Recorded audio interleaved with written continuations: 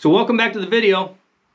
Thank you for watching. I'm going to be doing a short series on leadership, what my experiences have been. I'll be using not only my experience, but some biblical examples throughout this series. I'll put out a video every Tuesday and Thursday. They'll be short, 5 to 10 minutes at the most.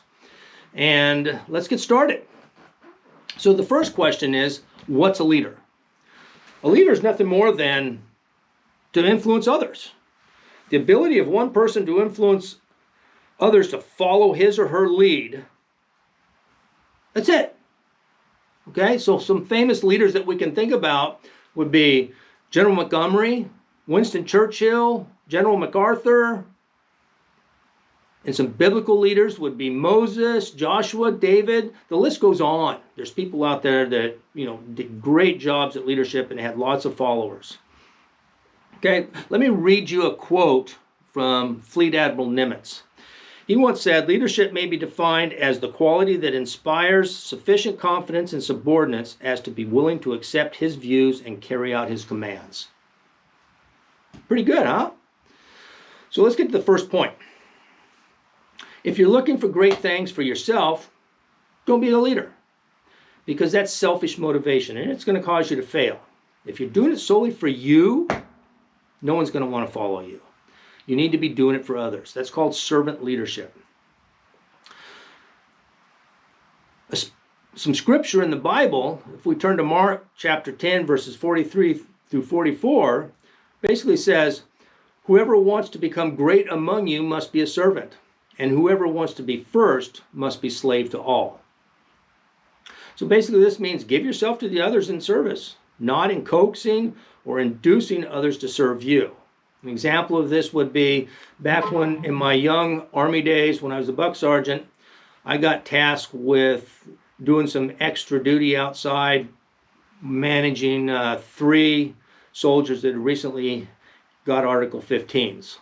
And so they were tasked with the extra duty of doing area beautification. It was a hot summer day, muggy out. And those that you know me, I don't like the heat. That's why I'm in Alaska. I prefer snow.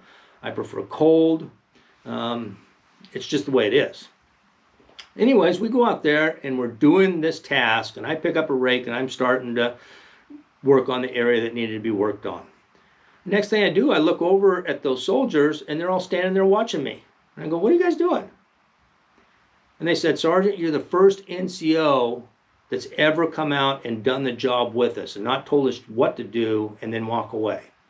I said, "Listen, I'm out here with you. We've got to get this mission done. You guys got to get this mission done.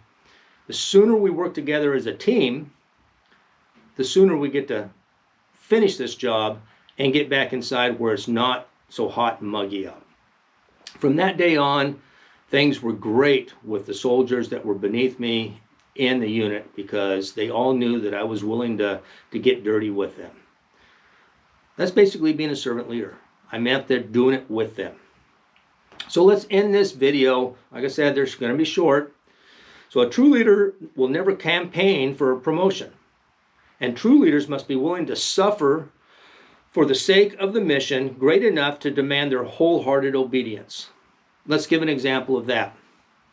Let's say you're in law enforcement. You've got a new officer, deputy, someone coming to patrol. They just finished FTO. So they're green. They don't know a whole lot. To suffer for them would be to take them under your wing, take a little bit of time out of your day and all your tasks, and mentor them, guide them, and give them directions face to face, building the tools in their toolbox mentally, and giving them the confidence to move forward on their own. Because ultimately, in the long run, building them up is going to make my job easier. So God bless.